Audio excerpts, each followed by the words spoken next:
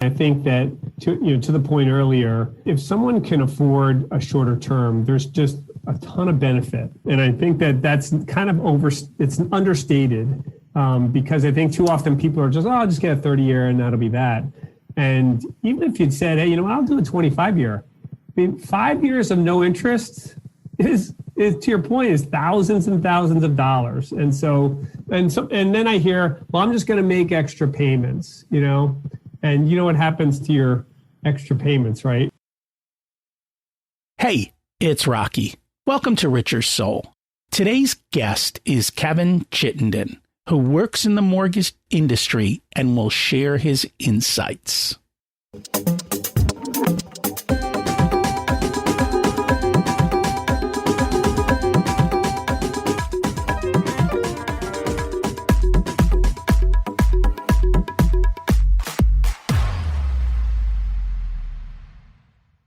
Imagine it's 12 months from now, and you've achieved your major life goals.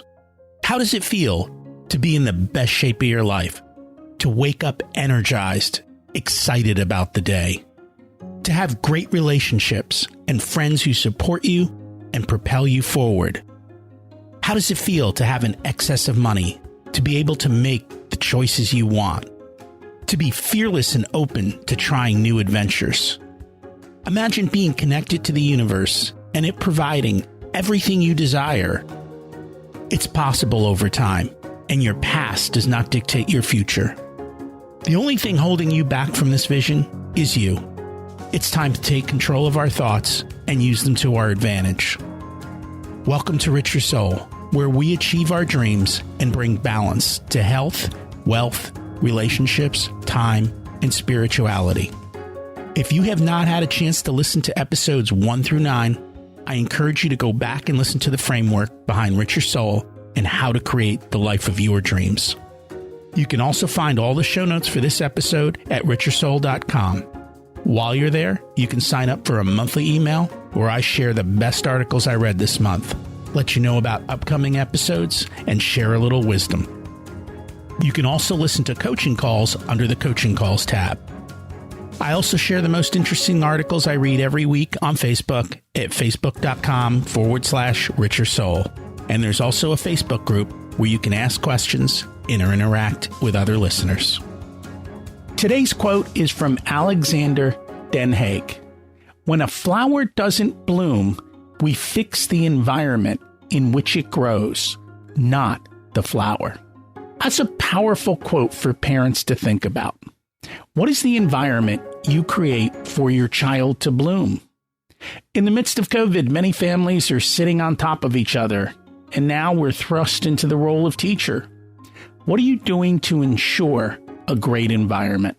These principles apply in many other parts of life and in work.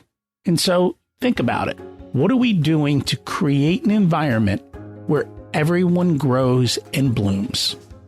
Happy holidays and Happy New Year. I hope you are ready to make 2021 the best year ever. For me, 2020 has been interesting, but in spite of its challenges, I've been thriving and growing. 2021 is shaping up to be amazing, and I can't wait to see what the results are. Today, we're going to talk about a way that many people build wealth, and sometimes they don't realize how some small differences can add up to major changes in where you end up. Our guest is Kevin Chittenden, VP with Valley National Bank, and has over 30 years of extensive experience in the financial services industry, including retail banking management, consumer lending. As Chief Consumer Lending Officer, Kevin is responsible for shaping the strategic vision of Valley's vast consumer lending business, including residential mortgages, home equity, auto lending, cash value lines of credit, and the New York Metro Title Services business. Prior to this, he served as Vice President, Regional Sales Manager for Wells Fargo. Let's meet our guest. Welcome to Richer Soul, Kevin Chittenden. It's great to have you join us today. It's great to be here, Rocky. And I'm excited for the conversation. We always like to start at the beginning. What was it like when you were growing up, and how much did your family and school teach you about money?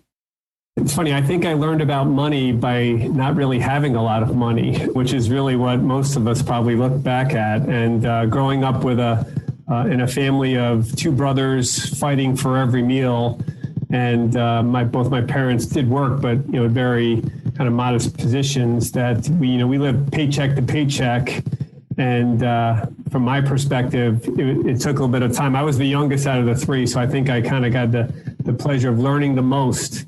And seeing what other people's other mistakes that were made. But I think from my standpoint, my father was probably, I'll say it was the anti-role model in many ways. He was a great father, but he had no knowledge of money and really didn't manage it well.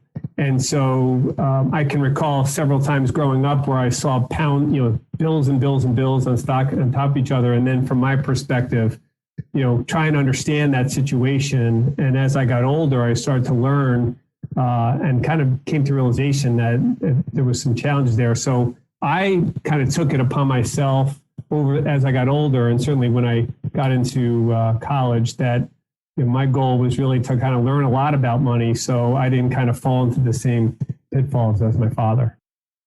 Were there certain books or programs that you learned from, or? It's interesting. I think that from my perspective, I don't recall a lot of them. I think in college, I really got open. My eyes were opened to a lot of different things. I can recall my favorite class was a real estate finance class of all things. And I never really thought anything about real estate. My goal in life was to be a financial analyst on Wall Street. And so that was always my mode. And then when I graduated from college, the first people that offered me a job was a little bank. And I'm like, I'll just do this for a little while. And 32 years later, I'm still in banking. So it is kind of an interesting road that when you look back on it. But I think when I got older and I was traveling a little bit, I really started to read, and I started to read about just a lot of different periodicals, mostly like magazines, Fortune and Business Week and Wall Street Journal, all those things that really started to educate me on kind of stocks and started to really think about how money really works. And like I said, growing up in an environment where we didn't really have a lot, I always had kind of an insecure feeling that I needed to have always that rainy day fund, and wanted things, but knew that you couldn't have everything you wanted when you wanted it. So you learn lessons that are vital, but not necessarily wanted, so to speak, in growing up. Just out of curiosity, did the bank ever teach you anything about money? Well, sure. I think when you learn it because when you're actually starting in the business and you're starting to help people, you actually see other people's situations. And so, you learn the standards of what someone needs to qualify for, or what are the characteristics they need to be to get a loan. And then you start to really see, hey, this person's kind of a credit risk, or this person's, no problem. And I think those things obviously resonate with you, and you realize, hey, that's kind of the model that I need to build for myself. So what were some of the key takeaways that you learned from watching other people as to what it was that caused wealth versus struggle? Well, I think the biggest part for me was just the lack of understanding of really how to save and how to not really having a financial goal. I think is too often. I'll never recall early on in my days at the first bank I was at. I met with a person who was making a lot of money, and back then, I don't want to date myself, but it was a lot of money. And she really had like no down payment on trying to buy a house, and she was making $500,000. And back then that was a ton of money, and I couldn't believe how little she planned for anything. It was just off the cuff. And so, to me, having that kind of vision and plan, you want to own a house, but you can't just have it, right? You just got to plan and have even buying the car you want, you should really. What can you afford? And too often people don't kind of take inventory of really how much money they have every day or how much money they make in a month and really where the money goes. And I think that's a big part of what puts people in financial distress. And I always say, I don't care how much you make. I care how much you keep. You know, what's the gap between what's coming in and what's going out? Because as we clearly see, here you've got someone making $500,000 a year that can't even come up with a down payment, which is sad, unfortunately. But there are many people who do that. They don't pay attention. And if you don't pay attention, you're going to struggle. No doubt. And I think that, going back to my father, one thing I learned was the biggest moment in his life was when he bought a house. He had grown up, his parents rented. We were in apartments for many years. And then when I was 12 years old, he bought a house. And first of all, it changed him. It changed him because he actually owned something. It was his. And it also, later on in life, it created some wealth for him that was really important, honestly, for him later on in life. And it created wealth for him down the road. So for me, it kind of showed me a couple things about how important that was. And kind of it gives you this financial confidence a little bit. It didn't kind of change who he was in many ways in terms of his ability to kind of plan and all that stuff. But it did kind of put him in a better place. And homeownership is essentially, it's building wealth through forced savings, which is paying off the mortgage, which a big chunk of, unfortunately, paying the mortgage is interest, but then part of it is also your principal. And so over 15 to 30 years, you essentially have a paid off house, and it's done a little bit at a time. And with today's rates, I encourage people to shorten up their mortgages as much as possible, because when you own your home free and clear, there's so much peace. Like people, we always get in this argument. Should I invest or should I pay off my house quickly? And even with interest rates as low as they are today, I think just having the peace of mind and the security of knowing your house is paid for makes life so much better. Not only that, it tremendously improves your cash flow. No doubt. And I think your words are perfectly in step with mine, because I really believe, like when I talked, so I'm obviously in a different position, but when I was today at Valley Bank, when I was at, helping people as a loan officer, my purpose was really to help them understand how shortening that debt is really the way you're going to have that wealth, right? So if you keep refinancing and going back to 30 years, you're really not making progress. And so if you can afford to take a loan that you have for 30-year loan, now take it down to 20 years. If you cut up 10 years off a mortgage, I mean, do the math. It is incredibly the amount of money that you'll save and how much quicker you'll build that equity in your home. It's unbelievable. But too often people play the game of my house is going to appreciate, and I just don't think that's a wise way to look at it. And you never know. I know that for the past few years, at least since the last recession, housing has gone up, but it does go down. And I don't think, like, just recently prices have really skyrocketed in many areas. And part of that is because interest rates drop. So people aren't buying a purchase price. People are buying a payment. And with the interest rate drop, they were able to pay more for the house. And so the prices went up. Well, we also have to realize that the reverse of that happens. Interest rates can't stay at next to zero forever. One day they're going to go up. And when that goes up, people can't afford to pay those prices anymore because the interest rates are higher. And so you just need to be careful. That's all. Yeah, no doubt. I do think that the art of really figuring out kind of how much you can afford is a big part of it, right? And figuring out that, if your income is going up, it's, I think a lot of people just kind of overbuy in that first house. And I think that's, one of the challenges when we look at a customer, we want to make sure that you have kind of like what if the furnace goes? What if something goes and you have nothing to pay for it and you're just going to be in this stressful situation? So it's really important that people kind of, that's going back to that taking inventory of your inflow of money and understanding that, hey, I don't have $100 to buy dinner or whatever you might want to have. So I think that getting the right advice, and listen, there's enough information out there that you can learn. But I think it's always good to speak to somebody, a consultant, a mortgage consultant. Maybe obviously we have them at our place, but really having someone as a trusted advisor is really a good thing to have, and someone that can give you the right direction. So one of the areas that I really struggle with is that people ask the wrong question and they don't really analyze. And what I mean by that is a lot of the mortgage calculators out there will tell you the maximum amount you can borrow. And people don't realize just because you can borrow X doesn't mean you can survive. And they tend to push themselves out to the limits. Do you guys do anything to help prevent that?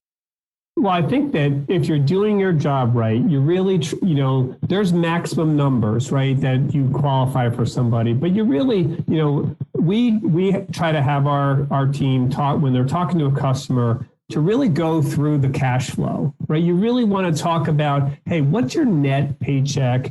What are you putting away each month? What is your bonus annually? Really looking at kind of the cash flow of an individual, and then kind of what are your habits? I mean, are you, always concerns for me is if somebody has, 10 credit cards and they're all maxed, right? Like, and they still think they want to, they're going to buy a house and try to max. And then those are the situations where, you might not be able to stop somebody from doing what they want to do, right? They may still qualify, but they also may be putting themselves in a worse position.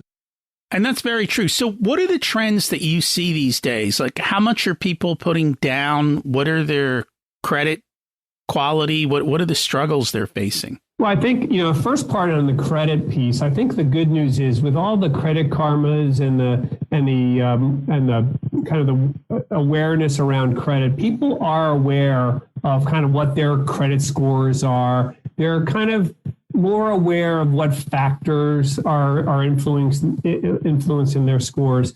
So on average, I think overall credit, I think from my standpoint, has been pretty good. I mean, I think that part has been encouraging. I think people have done a good job there.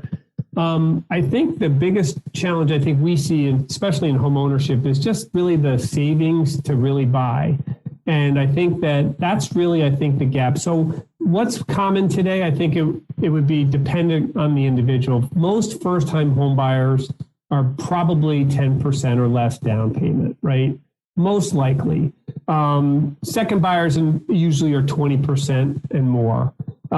So I think, there's programs out there will do 3% down, right? And, somebody can get into a house, and which are great programs. And I think if you're disciplined, no problem with that. But I do think that it's, it goes back to your ability to manage your debt and manage your situation. If you're disciplined, you'll have more than 3% down, right? You should be, for sure. You should be.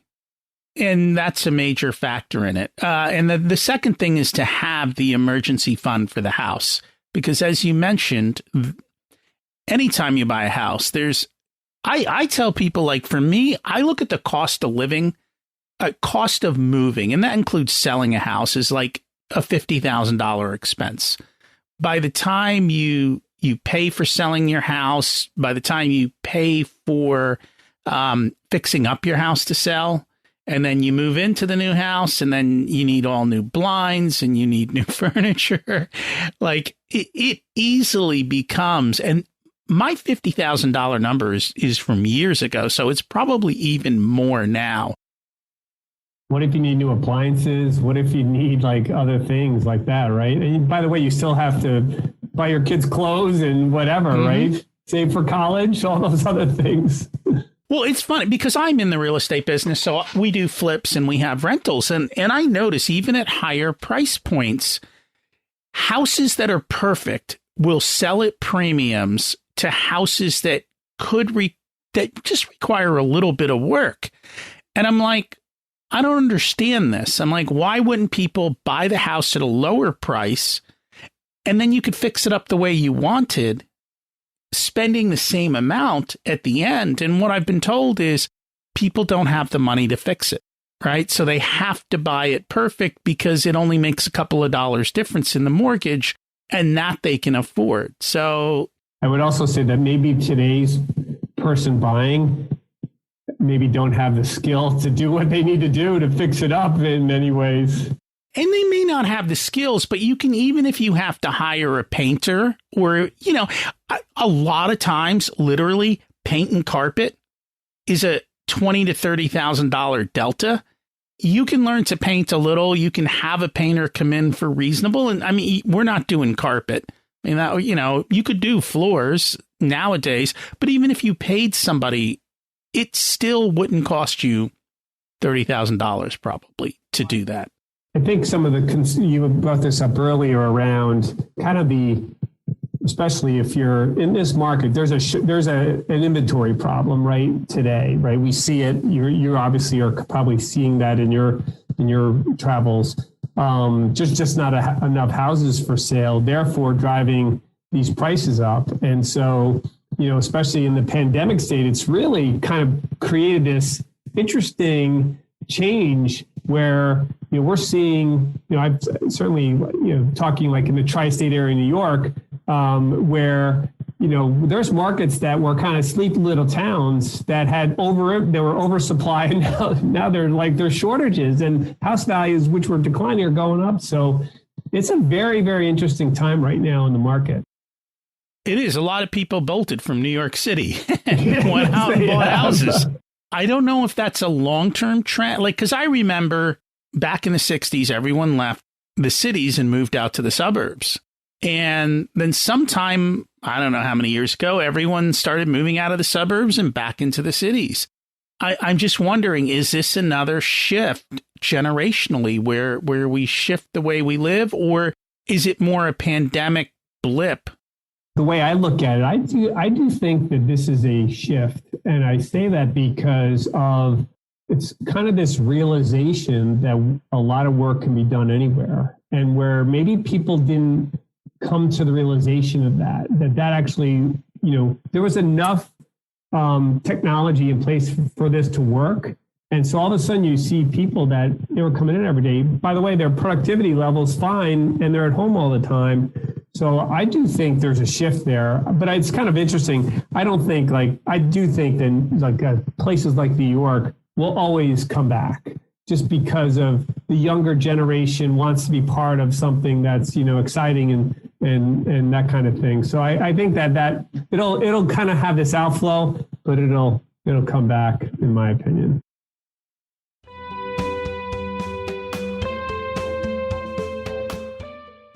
Today's episode is sponsored by Profit Answer Man Podcast. Did you know that most small business owners hate looking at their financials? It's one reason they may struggle with business success. The Profit Answer Man podcast helps them ensure they are profitable and can pay their employees and weather the storms we all have to face. It's built on the Profit First methodology of pay yourself first. The Profit Answer Man podcast is a must listen to for every small business owner and anyone who wants to help them survive and thrive. Check it out on your favorite listening platform.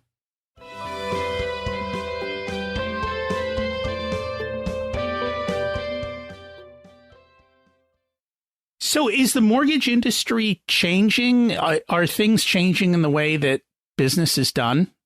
I think the impact of technology is really starting to come into play over the past, 5 to 10 years. The rocket mortgage phenomenon was really the beginning of kind of the technology change in our business.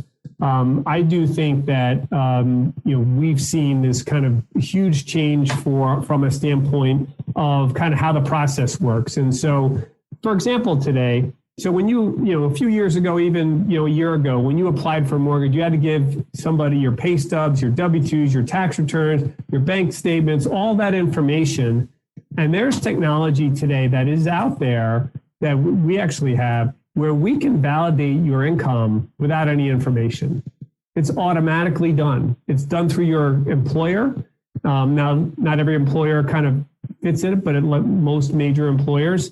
And then we can also validate all of your asset statements. So you can actually apply for a loan and have all this stuff validated without you even providing a bit of information to the bank.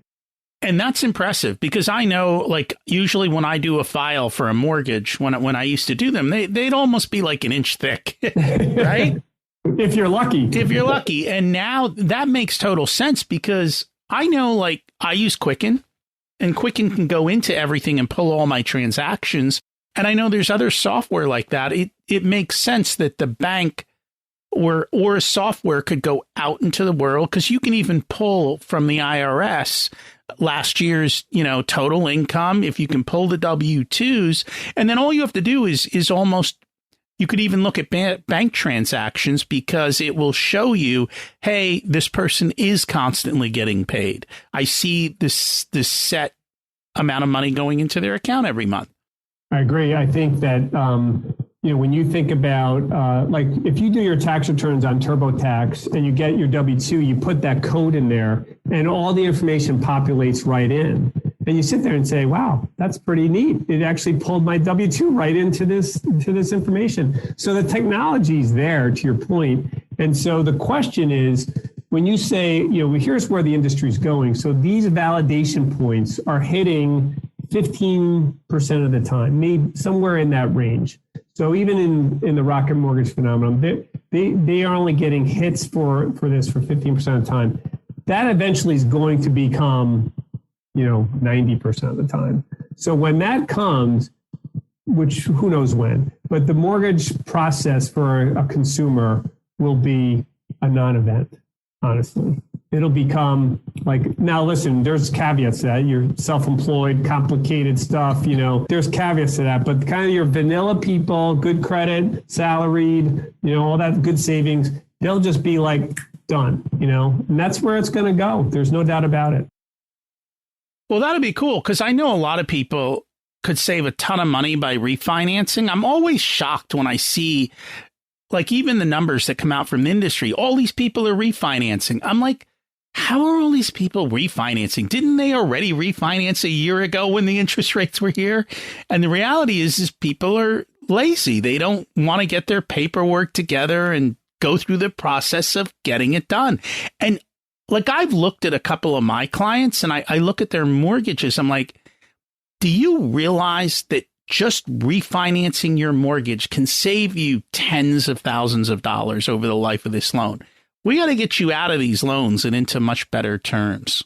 And you look at, so it's kind of funny, you think, hasn't everybody refinanced? I mean, so this year, and this is according to Fannie Mae, will be the biggest year in mortgage history, right, for volume, refinances and purchase of loans. So, that's great, right? So a lot of people are taking that. Rates are in the twos, right? So you can get a 15-year today, probably 2.5%, somewhere in that range. What a great opportunity for someone to really kind of get rid of their debt. 30-year fixed are generally probably under 3 or around 3%, somewhere in that range. So again, to your point, the one thing that we have at Valley is we have kind of this low closing cost refinance program that is very, very popular. So it's a one fee. You pay $4.99, you get to refinance. There's no other fees. And so, which a lot of people take advantage of because, to your point, they don't want to pay a lot of costs. They don't want to go through the hassle of it. But if you say, hey, listen, $500, you're done. No other fees, nothing else. It's all set. So that's been a big product for us, and it helps people that want to, refinance, get it done easily. And I think that's one of the things that people don't look at. They see that number for refinance costs, and there are different levers in the mortgage business in the sense there's the interest rate itself, and then there's all the lender fees to refinance. And those lender fees are actually negotiable. People don't realize that can also be negotiated. In your case, you've got a low flat fee, which is awesome because I've seen some of these plans where it's thousands of dollars in fees. And I don't think people realize, depending on who you're dealing with, all those fees are essentially commission for the person selling the loan. Whereas if you're going directly, then you can eliminate some of those. So there's multiple levers here that you need to pay attention to and know for sure what it is. Well, I think there has been a lot of reform in the industry. So the CFPB, Consumer Financial Protection Bureau, has put a lot of mandates now for lenders, and the description of all the fees now are very much detailed. So I would tell you probably 5-10 years ago, there was a lot of game playing. Today, it's spelled out pretty clear. So if the bank is charging fees and it's going to the bank, that you can see it. Correct. And they do tell you. The point is you actually have to look. Like, because I looked the other day at mortgage rates and it shows me, it says, here's your rate, here are the fees, and here's your payment. And so you can actually compare them all. And then you have to do the calculations to see what the best choice is. And then you also have to do the calculations based on what your best guess of how long you're going to live in the house. Sometimes it's, when I run numbers, I'll look at it and go, well, it's a 5-year break even. So this is a better loan if you're going to stay in the house more than 5 years. The other question is sometimes you take the other break even because do you think rates are going to go down? Now, I wouldn't make that bet today. I wouldn't either. But in other times, I would take the bet that, hey, rates are going down, so we're going to refi in 3 years. Let's take the shorter deal because that's the better thing. I think what people need to look at today, the conversations we're having is a 15 or 30 year better? And the only reason we're having this conversation is as an inflation hedge. People forget this word inflation. They don't I remember when interest rates were at 18%. Now, I don't know that they will ever get back there in my lifetime, but I also know that would be bad for our world, for sure. It would be. The point is, if you have a locked-in mortgage for 15 or 30 years, inflation comes along and your payment essentially becomes smaller and smaller. And so it's one way to think of how does the average person get an inflation hedge? Mortgages. You have to figure it out for yourself and see what works for you. I agree. I think that to the point earlier, if someone can afford a shorter term, there's just a ton of benefit. And I think that's kind of it's understated because I think too often people are just, I'll just get a 30-year and that'll be that. And even if you'd said, hey, I'll do a 25-year. I mean, 5 years of no interest is to your point, is thousands and thousands of dollars. And then I hear, well, I'm just going to make extra payments, and what happens to your extra payments, right? They don't happen at all. Yeah, that's true. These are the things that happen. It's an interesting time, certainly from a standpoint of this pandemic. And we're pretty bullish next year. We think, Fannie Mae is saying refinances are going to be down about 55% next year, not because rates are going to be down, but to your point earlier, kind of like there's going to just be less people doing it because the savings won't be there. But the buying market is going to be robust and it's going to be pretty strong. And I think it's all inventory driven for sure. And we're pretty bullish on 2021 from a standpoint on purchase and growth. And hopefully, the one thing this is kind of a weird part to talk about, but there's a moratorium on foreclosures these days, as you may know. And so, that's an inventory piece that's not in the marketplace, and who knows, probably won't be until mid next year in many places. So that is also hurting kind of this market from kind of the natural flow of homes coming on the market and creating kind of a lower price point, and to your point, investment property, that kind of thing. So hopefully that'll work itself out. And real estate is a lagging indicator. It takes, 2 to 3 years. I remember even in the last time we went through a recession, it took a while before people started selling out and all those types of things occurred. So you just got to give it time. And builders haven't been, builders got kind of skittish, right? So we haven't seen builders really building a lot. And that seems to be, the builder confidence is up. And that's kind of the next step. You need to see builders step in and start really building homes in some of these markets. Well, part of the problem is supply chain. The cost of lumber has skyrocketed. Yeah. And so it's made it very difficult to number one, get product, and then get product at a reasonable price. For sure.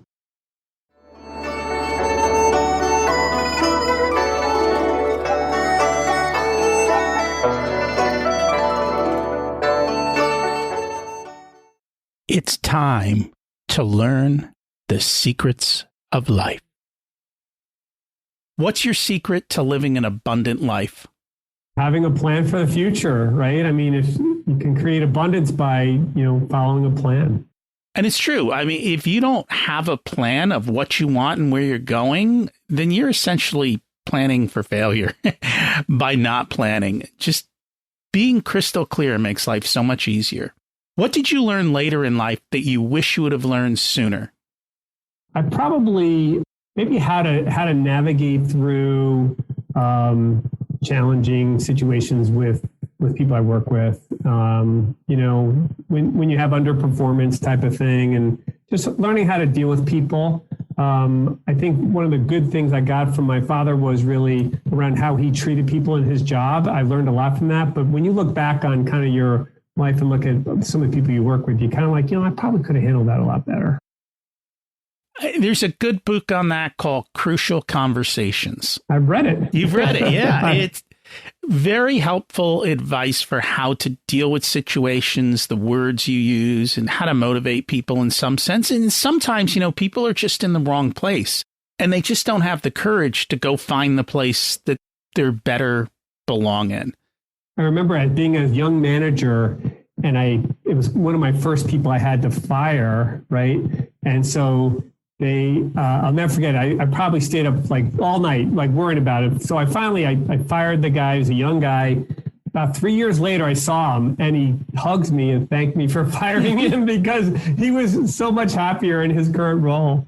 We get stuck, and sometimes we need life to give us a kick. If you were to give an 18-year-old one specific piece of wisdom, what would it be? I have a few of those people in my house, by the way. So 3 boys and a daughter who are all in that vicinity. Usually my advice to them is to kind of not look back, to really think about future, to learn from the past, move forward, and really to look forward to getting as much as you can out of every day. I think from my perspective, life goes fast, and I think when you're young, you don't appreciate that time. So I try to enjoy the moment, really look forward, and really remember that you time does go fast, so you got to make the most out of it. And that's very true. We only realize that the older we get. We don't believe it as kids. I know. And then you're like, whatever happened to my 40s? You're like, was that? Did I even live that? It's like a blur. That's the busy time of kids growing up. It is. If people would like to find your bank and the services that you offer, what's the best way for them to do that? Yeah, great. Thanks.